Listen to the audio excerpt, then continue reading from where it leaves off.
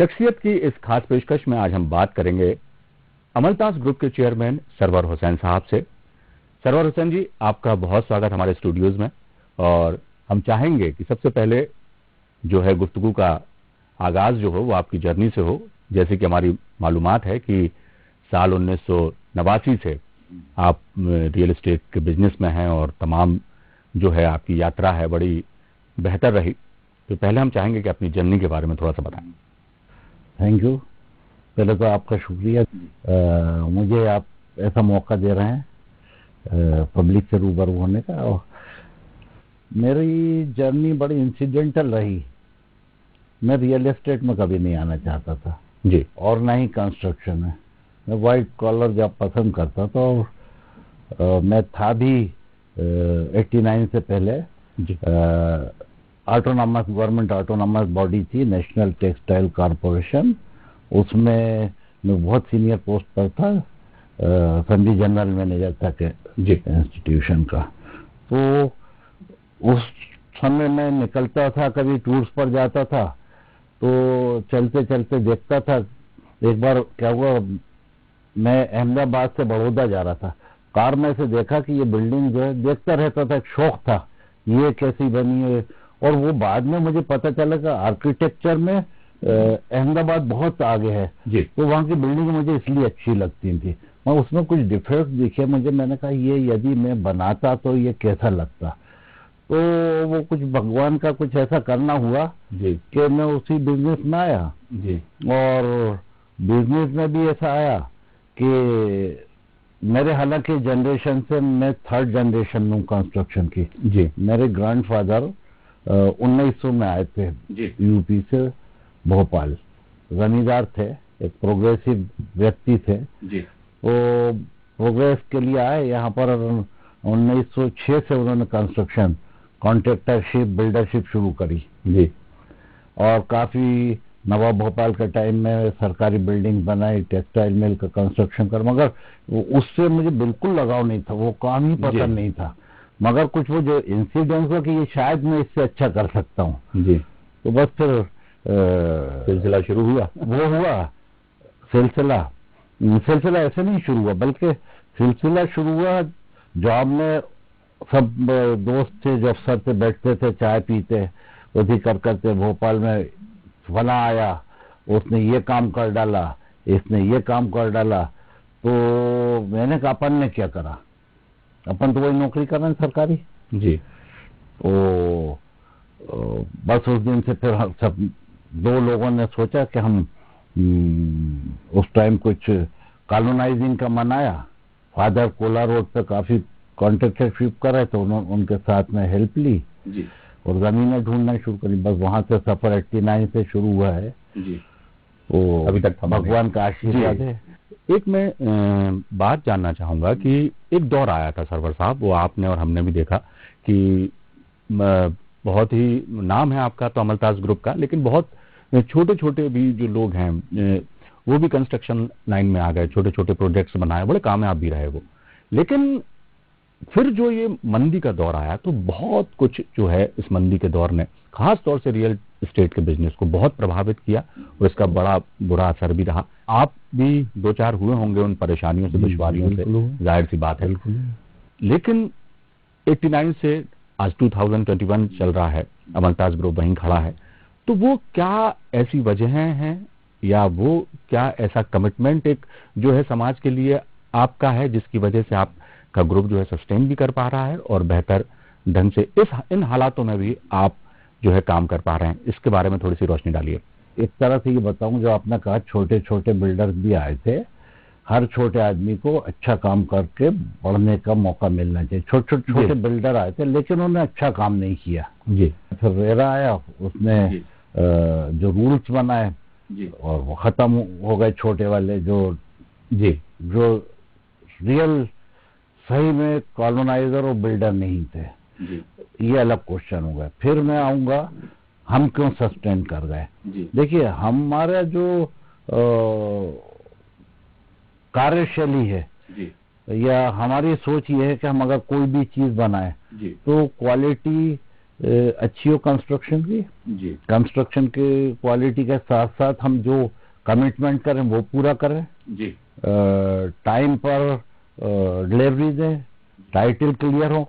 और सबसे बड़ी चीज ये कंस्ट्रक्शन में जो प्लानिंग पार्ट से ही मैं इन्वॉल्व होता हूँ, मैं एक बायर की तरह काम करता हूँ। जैसे मैं इस फ्लैट को या इस मकान को खरीदूंगा और खरीद के अगर इस ड्राइंग रूम में इंटीरियर करूंगा तो कहाँ से एंट्री करूंगा, कहाँ लाइट आना चाहिए, कितनी वेंटिलेशन होना चाहिए, लाइट वेंटिलेशन का बहुत ख्याल करता हूँ। जी शुरू से जब से प्लानिंग पार्ट से जोड़ता हूँ तो अंत तक टीम कितनी अच्छी हो, बहुत अच्छी टीम हो, लेकिन पर्सनल इन्वॉल्वमेंट क्वालिटी पे रखता हूँ। और दूसरी चीज सबसे बड़ी है, जो कमिट करता हूँ, यदि मैं 100 पैसे देना चाहता हूँ तो कई जगह 101 का देता हूँ। जो ब्राउशर पे प्रिंट करता हूँ कुछ प्रोजेक्ट है उससे ज्यादा अच्छी चीज दी है मैंने। तो वो बायर है, पब्लिक है, वो सब जानती है। बिल्कुल बिल्कुल। तो वो बगैर पब्लिसिटी के हम तो अभी पेपर हेड तो अभी 2-4 साल से हमारे नए जनरेशन बेटे आए, हमारे सीजीएम मिस्टर विशाल आए, इन लोगों ने देना शुरू करे। अदरवाइज अब्दुल्ला और विशाल ने दिए, नहीं तो पहले हमारे माउथ पब्लिसिटी से। कुल मिलाकर अमलताज का काम बोलता है जी। बस ये कि अच्छी नीयत से करते हैं जी। 100 रुपए ले रहे हैं तो 100 से कम का काम नहीं देंगे। सरवर साहब, अभी आपने रेरा का जिक्र किया तो मैं चाहूंगा कि रेरा के क्या नफे हैं, क्या नुकसान है, इन पर भी थोड़ी सी रोशनी डालें। नहीं, आपने बहुत अच्छा क्वेश्चन करा, और बल्कि सब चीजें तो रिपीट होती रहती है। इस टाइम आपने जो बात करी है, रेरा बहुत अच्छा चीज लेके आई हमारी गवर्नमेंट जी। जब रेरा आया था लोग घबरा गए, बिल्डर्स घबरा गए कि रेरा आ गया है जी, अब हमारा क्या होगा। हमने कहा हम तो बहुत खुश हैं। हमसे भी कुछ लोगों ने पूछा, कुछ इंटरव्यूज हुए, आपको रेरा क्या सर। हमने कहा हम रेरा के रूल पहले से ही फॉलो करते थे जी। जो रेरा कहता है कि कस्टमर्स को के राइट सेव करना है जी, और साथ साथ ऐसा नहीं बिल्डर के भी राइट उन्होंने सेव करे। तो वो रेरा के आने के बाद हम बहुत खुश हुए, क्योंकि जितने ये जो आपने भी एक सवाल किया था कि बहुत सारे बिल्डर्स नए नए आए थे, तो वो नए बिल्डर्स क्या करते थे, उनके पास ना तो सही परमिशंस होती थी, ना सही टाइटल होते थे, सस्ता बनाते थे, कुछ कॉलोनाइजिंग अवैध होती थी, सब पैसा तो उधर चला जाता था। जो असली बिल्डर्स हम लोग थे, जो हर रूल को गवर्नमेंट के फॉलो करते हैं, टैक्स जबरदस्त देते हैं जी, और हर चीज में ट्रांसपेरेंसी करते हैं, उनको बहुत टफ था जी। तो मैं आपको सही बात बताऊं, रेरा के आने के बाद हमारे सेल बढ़ गई थी जी, तो हम बहुत खुश हुए। लेकिन आजकल खुश नहीं है जी। देखिए खुश क्यों नहीं, वो भी बताएं आपको। देखिए वो आप जरूर पूछिए, और मीडिया है तो वो चीज जाना चाहिए। और गवर्नमेंट ने बहुत अच्छी चीज लाई थी, हमारी गवर्नमेंट रेरा से हम बहुत खुश थे। लेकिन अभी कोरोना आने से गवर्नमेंट का इंटेंशन कभी नहीं खराब होता कि लोगों को नुकसान हो या किसी का बिजनेस कम हो जी, क्योंकि वो जानती है गवर्नमेंट कि इससे कितने लोगों का एम्प्लॉयमेंट हो रहा है। लेकिन वो कुछ डिसबैलेंस हो गया सब, ये 7-8-10 महीने जो बिल्कुल काम नहीं प्रभावित हुई है उसे, तो जी कोरोना प्रभावित ने। इससे नेग्लेक्ट क्यों कर दिया गया, गवर्नमेंट से पूछूंगा मैं। इसे नेग्लेक्ट इसलिए नहीं करना था गवर्नमेंट को कि अगर आप एक रेरा का रजिस्ट्रेशन नहीं हो तो मेरे पास, मैंने अगर एक जमीन ले ली है, एक जमीन लेके प्रोजेक्ट डाल रहा हूँ, कई जगह गवर्नमेंट को मैं उसमें सिर्फ विकास अनुमति में 96 लाख रुपए अगर जमा कर रहा हूँ, कितना सारा पैसा दिया मैंने गवर्नमेंट, कितने की जमीन होगी और कितना उस पर अदर परमिशन के खर्चे होंगे, और प्रोजेक्ट को मैं लॉन्च नहीं कर सक रहा हूँ क्योंकि रेरा में रजिस्ट्रेशन करने की सीट खाली है जी। 7-8-9 महीने 2020 से अभी तक 500 केसेस पड़े थे। 500 केसेस से सोचिए कितने प्रोजेक्ट बैठ गए, रुक गए, उन प्रोजेक्ट से जुड़े हुए लोग कितने हो गए, तो अनएम्प्लॉयमेंट तो बढ़ा।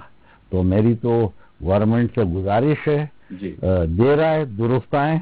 अभी बहुत अच्छे लोगों को बैठाला गया है गवर्नमेंट ने, जिन लोगों करा है। मेरे भी काफी केसेस उलझे हुए हैं और बहुत कोऑपरेशन मिल रहा है, और मेरा नहीं, सबको इक्वल कर रहे हैं, मगर थोड़ा और तेज करें उसमें। जाहिर सी बात है सरवर साहब, आपने जब ये बात रखी है तो निश्चित तौर पर सरकार तक ये बात पहुंचेगी। और जैसा आपने कहा कि देखिए सरकार बेहतर कर रही है, तो इस दिशा में थोड़ी और बेहतरी चाहिए जी, क्योंकि ये बहुत सारे लोगों की रोटी रोजी का बिल्कुल बहुत बड़ा फंड गवर्नमेंट को कहीं ना कहीं तो हम लोग देते ही ना, जितना आगे बढ़ेंगे। बिल्कुल बिल्कुल।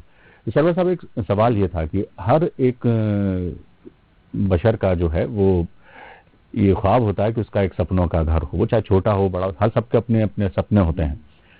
तो जो छोटे इन्वेस्टर्स हैं जो अपना मकान बनाना चाहते हैं, पूंजी कम है या जिंदगी भर की कमाई वो मकान बनाने में ही खर्च करने की मतलब यानी कि हिम्मत जुटाते हैं, ऐसे निवेशकों को जिनने अपने घर के सपने पाल के रखे हुए हैं, उन लोगों के लिए आप क्या सलाह देंगे?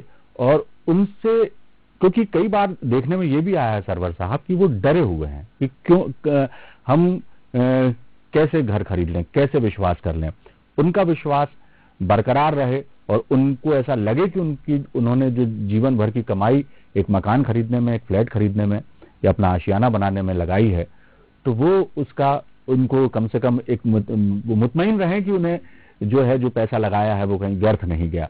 तो वो हम चाहेंगे कि आप अपने निवेशक जो हैं, जो सपना संजो के बैठे हैं अपने घर का, उनके लिए कोई संदेश दीजिए आप। देखिए, हमेशा किसी भी बिल्डर से जब मकान खरीदें जी, पहले तो उनका पास्ट जरूर देखें कि वो हमें जी टाइमली देते हुए आ रहे हैं कि नहीं जी, वो अपने कमिटमेंट पूरे करते हैं कि नहीं। अगर किसी बिल्डर का पास्ट अच्छा है तो 99% तो वो आपको कमिटमेंट पूरा करेगा। परमिशंस वगैरह देखना ही चाहिए। अच्छा बिल्डर जो होगा, जो पूरी परमिशंस लेके करता है, वो डेफिनेटली काम पूरा करेगा। विश्वास अभी ऐसा नहीं जो आप कह रहे हैं, डरा नहीं है जी। अभी बायर बहुत है, खरीद रहे हैं, बहुत अच्छी सेल है। देखिए, बायर कोरोना की वजह से आए नहीं थे और हमारे भोपाल में एंड यूजर हैं जी। इन्वेस्टर खत्म हो गए। जो आप कह रहे हैं वो इन्वेस्टर खत्म हुए जब से डिमोनेटाइजेशन हुआ। जो रियल एस्टेट था पहले बढ़ा हुआ, वो एक इंडिया में थी पैरेलल इकोनॉमी। वो पैरेलल इकोनॉमी जो बंद हुई, एकदम बंद हुई, तो उसका असर हुआ ये रियल एस्टेट। वो धीरे धीरे बंद होना थी। वो ऐसा हुआ कि जैसे आपने एक बहुत तेज चलती हुई गाड़ी में ब्रेक मार दिया तो आप जाके टकरा गए सामने, खुद ही को नुकसान पहुंचा लिया। तो वो नुकसान तो पहुंचा सर्विस सेक्टर, वो धीरे धीरे होता, वो जरूरी था और अच्छा था देश के हित में। सर्वर साहब, एक बात बताइए कि ये जो मंदी के दौर से रियल एस्टेट का जो सेक्टर है जो गुजर रहा है और तमाम तरह की चीजें आप लोगों के सामने दिक्कतें पेश आ रही हैं, आप जैसे लोग जो हैं वो तो सरवाइव कर पा रहे हैं या बेहतर काम की तरफ आगे बढ़ रहे हैं। सरकार